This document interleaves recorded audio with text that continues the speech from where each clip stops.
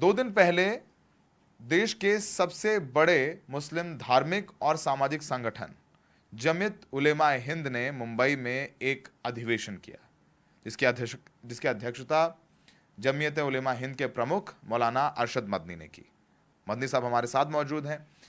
इस अधिवेशन में मदनी साहब ने जब अपना भाषण दिया, तकरीर की, तो उन्होंने कहा कि कर्नाटका में कांग्रेस ने मैनिफेस्टो में प्रॉमिस किया था कि बजरंग दल को बैन करेंगे, पीएफआई को बैन करेंगे। और उन्होंने कहा कि कांग्रेस को अपना वादा निभाना चाहिए, क्योंकि मुसलमानों ने कांग्रेस को इस मैनिफेस्टो में किए गए वादे के लिए भी वोट किया है, मुस्लिम वोट बटा नहीं है। इस पर और ज़्यादा बात करने के लिए हमारे साथ मदनी साहब हैं। मदनी साहब, आप कहना क्या चाह रहे थे कि आप जो घोषणा पत्र में वादा किया वो पूरा करें, वरना क्या करेंगे मुसलमान, या क्या होना चाहिए? नहीं, कुछ नहीं होगा। मुसलमान क्या करेगा? मतलब ये है कि कोई भी पार्टी जब इंतखाब से पहले, इलेक्शन से पहले अपना मैनिफेस्टो बनाती है तो वो अपने प्रोग्राम को पेश करती है और जनता से ये वादा करती है कि अगर आपने हमको जिता दिया तो हम ये करेंगे, ये करेंगे, ये करेंगे। ठीक है। कांग्रेस ने भी एक मैनिफेस्टो किया और एक वादा किया। मेरे कहने का मतलब ये है कि मुल्क के अंदर फिरका परस्ती महात्मा गांधी के कत्ल के बाद से बराबर बढ़ रही है। यहाँ तक के पार्टियां इलेक्शन के अंदर पूरा इलेक्शन फिरका परस्ती की बुनियाद के ऊपर लड़ रहे हैं। स्टेज के ऊपर वो फिरका परस्ती की बात करते हैं। इसके मुकाबले में कांग्रेस ने एक अपना प्रोग्राम दिया कि हम फिरका परस्ती के मुखालिफ हैं और फिरका परस्ती करने वालों के नाक में नकेल और गले में फंदा डालें अगर हम जीत गए।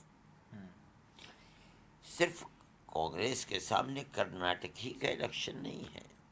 इलेक्शन तो अब 2 साल तक, जनरल इलेक्शन तक कितने सूबों के अंदर इलेक्शन आएंगे। पार्टी को अगर ये है कि वो कामयाब होगी इलेक्शनों के अंदर तो जो उसने वादे किए हैं उन्हें पूरा करना पड़ेगा। हम ये कहते हैं कि इस वादे को पूरा करो।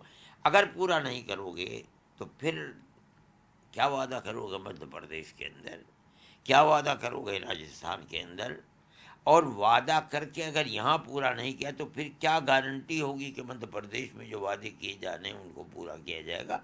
मैनिफेस्टो का तो मतलब ये है कि आप अपनी पॉलिसी दे रहे हैं कि अगर हमारे हाथ के अंदर ताकत होगी तो हम ये करेंगे, उसे करना चाहिए।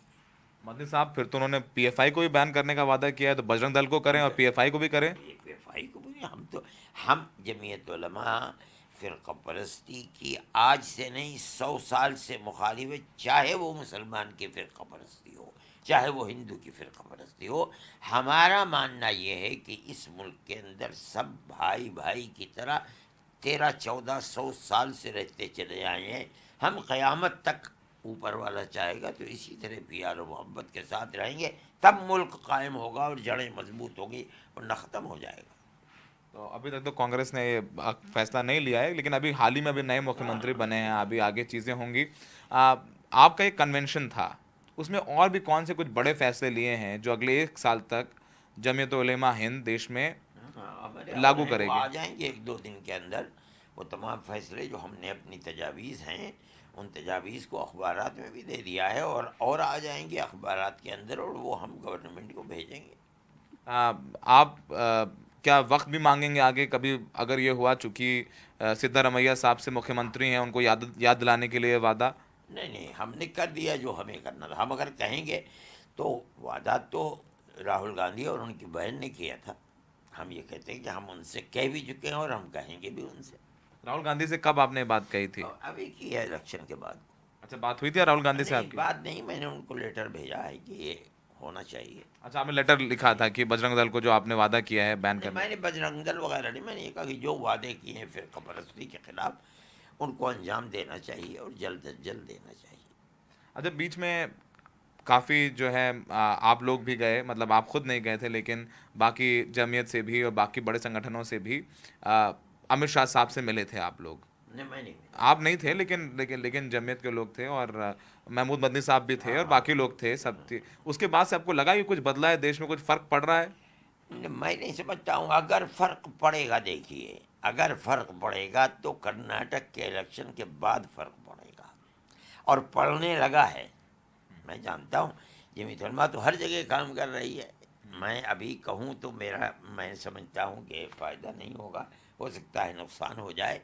लेकिन सियासत जिस तरीके पर सख्त थी फ़िरका परस्ती के ऊपर, उसमें नरमी आई है, और आनी चाहिए नरमी। भाई, गवर्नमेंटें तो बनती है जनता ही से बनती हैं। जनता का अगर रुख दूसरी तरफ होता है तो यकीनन उस रुख के साथ चलेगी, तभी पार्टी जिंदा रहेगी, वरना जिंदा नहीं रहेगी। सियासत का रुख लोगों के रुख को देख करके यकीनन सियासत के अंदर तगय्युर आता है, तबद्दुल आता है, और मैं समझता हूँ कि वो आने लगा है। आपको लग रहा है कि बदलाव आने लगा है? बिल्कुल बिल्कुल। तो मैं कहना नहीं चाहता हूँ, मैं कह देता तो बात सामने आ जाती, मैं नहीं कहता हूँ, लेकिन बदलाव आ रहा है। मतलब आ रहा है। कर्नाटक के बाद अभी इस साल 3 बड़े राज्यों में जो कांग्रेस के लिए और देश के लिए, बीजेपी के लिए महत्वपूर्ण है, राजस्थान, छत्तीसगढ़ और मध्य प्रदेश में भी चुनाव होने वाले हैं। उसके बाद फिर तो लोकसभा चुनाव आ गया है। और जैसा आपने कहा कि राजनीतिक दल फिरका परस्ती पर चुनाव लड़ते हैं। फिरका परस्ती मतलब दर्शकों को बता दें, जो सांप्रदायिक ताकतों के खिलाफ अगर कहा जाए, ये लफ्ज़ है कि सांप्रदायिकता पर चुनाव लड़ने वाली बात है। तो आपको लगता है कि आगे जो कर्नाटक से सबक मिला उसको लेकर के ये चीज़ें बदलेंगी? यकीनन मैं समझता हूँ कि बदलना चाहिए, और बदलेंगे। आगे क्योंकि आने वाला वक्त क्योंकि बताएगा। क्योंकि कई राज्यों में, जहां भी हिमाचल का चुनाव हमने कवर किया या कर्नाटक हो, हर जगह बीजेपी के मैनिफेस्टो में ये होता है कि अगर हम चुनाव जीते तो यूनिफॉर्म सिविल कोड लेकर के आएंगे। मैनिफेस्टो में होता है, हर जगह होता है उनके। यही नहीं, कर्नाटक के अंदर तो बहुत सख्त चीज़ें आई हैं। टीपू सुल्तान को चोर बताया गया है, रिजर्वेशन के मसले को ला करके रखा गया है। हर चीज़ जिसको पेश किया गया है वो मुस्लिम मुखालिफ ही थी। अगर इस रुख के अंदर तब्दीली नहीं आएगी तो समझना चाहिए बीजेपी को कि वो दूसरे सूबों के अंदर कामयाब नहीं हो पाएगी। इसलिए मैं ये समझता हूँ कि यकीन तब्दीली आनी शुरू हो गई है, और यकीनन तब्दीली आएगी। और कांग्रेस अपने सिमत के ऊपर मजबूत जब ही होगी कि जब वो अपने मैनिफेस्टो में किए हुए वादों को सामने लाए और कहे कि जो हमने वादा किया हम उसको करते हैं। तभी मुल्क में अमन व अमान कायम हो सकता है। तभी मुल्क में अमन अमान कायम हो सकता है। आप ये तो एक बहुत, चूंकि आप इतने बड़े ऑर्गेनाइजेशन के प्रमुख हैं और जब आप कोई बात कहते हैं तो उसका वजन होता है, तो बहुत आपने नहीं, बहुत एक मॉरल दबाव डाल दिया ये बात कह के कांग्रेस के ऊपर कि जल्द बजरंग दल को नहीं, बैन करें। ये ना कहें आप कि मैंने दबाव डाल दिया। ये कांग्रेस की अपनी पुरानी पॉलिसी है। मुल्क की आज़ादी से पहले कांग्रेस फिरकापरस्ती से बिल्कुल पाक पार्टी थी।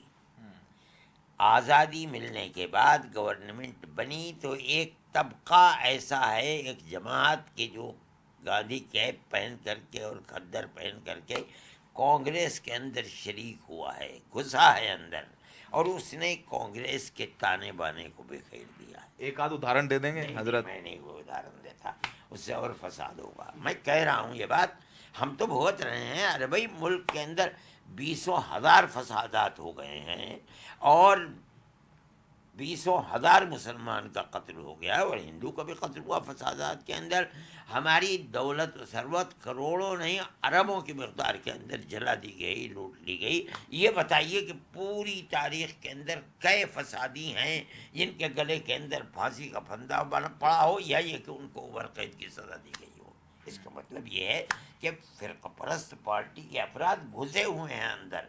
और ये मैं उसकी बहुत खुली हुई बात बताता हूँ कि जब कांग्रेस के इक़्तिदार में सवाल शुरू हुआ, सब छोड़ छोड़ करके बीजेपी के अंदर चले गए। ये वो लोग थे, उंगली पकड़ करके कांग्रेस ने चलाना सिखलाया था इन्हें, दूध पिला के इन्हें जवान किया। असम के मुख्यमंत्री की बात करें, हेमंत बिस्वा। हर एक को कह रहा हूँ कि सब छोड़ छोड़ हेमंत बिस्वा तो कांग्रेस में ही थे पहले। वो भी था, एक दो थोड़े ही कितने थे कांग्रेस के अंदर छोड़ छोड़ करके चले गए। इसका मतलब ये है कि कांग्रेस की बर्बादी का वो जो पहले की मोहब्बत और प्यार था, उसको आग लगाने वाला यही तबका था। आज अगर राहुल गांधी ये कह रहे हैं, अपने मैनिफेस्टो के अंदर ला रहे हैं, इसका मतलब ये है फिर पीछे चल रहे हैं और अपने बाप दादा और नाना की तारीख को जिंदा करना चाहते हैं।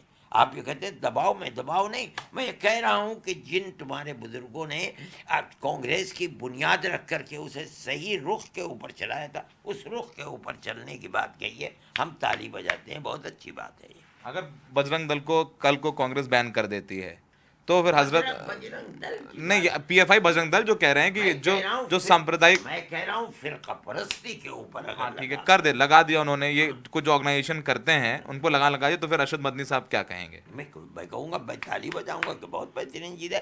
कांग्रेस का मुस्तकबिल आगे क्या करेगी वो रोशन है।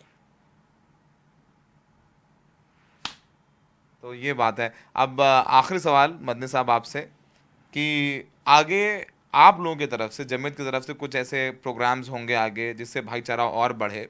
मिस इन्फॉर्मेशन जो काफ़ी बीच में है, जमीयत उलमा की तो ये प्रोग्राम है, और हम हर जगह कहते हैं, मुसलमानों से कहते हैं कि तुमको अपनी पुरानी तारीख को ज़िंदा करना चाहिए। हम तुम्हारे पास कोई ताकत नहीं है, लेकिन तुम अपने अमल से उस ताकत का मुकाबला करो, नफ़रत के मुकाबले के अंदर मोहब्बत को पैदा करो, हिंदू के साथ, मुसलमान के साथ, सिख के साथ। इससे कोई बहस नहीं कि उसका धर्म क्या, इंसानियत की बुनियाद के ऊपर एक दूसरे को गले लगाओ, दुख के अंदर भी शरीक हो, खुशी के अंदर भी जाकर के शरीक हो, बुलाए कोई न बुलाए, तुम अपने खुशी के अंदर उनको शरीक करो, मदरसों के जलसों के अंदर शरीक करो, हर जगह जाओ, मिलो, प्यार करो, मोहब्बत करो। ये तो जमीयत उलमा की पॉलिसी है। बहुत बहुत शुक्रिया आपसे बात करने के लिए। तो आपने सुना अरशद मदनी साहब को, कांग्रेस ने जो वादे किए कर्नाटक में उसको याद दिला रहे हैं। फिलहाल वो ये भी कह रहे हैं कि अगर कांग्रेस ऐसा कर दिया, सांप्रदायिक ताकतों को रोक दिया, उनको कर्नाटका में बैन कर दिया, तो आगे कांग्रेस का भविष्य उज्जवल होगा और कांग्रेस को वापस से नेहरू, महात्मा गांधी की पार्टी बनाने की ज़रूरत है। सहयोगी गौरी प्रसाद के साथ सौरभ शुक्ला, एनडीटीवी इंडिया।